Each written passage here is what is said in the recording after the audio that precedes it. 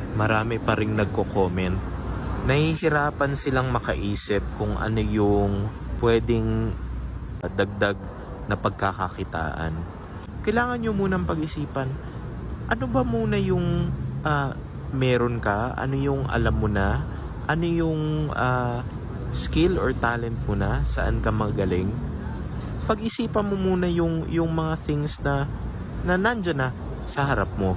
Paano mo siya mamomonetize? Paano mo pagkakakitaan yung bagay na yon?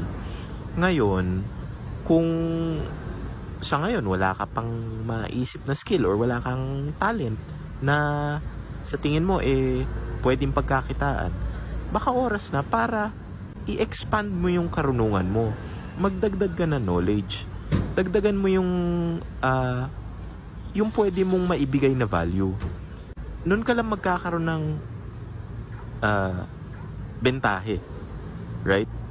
Noon ka lang magkakaroon ng advantage.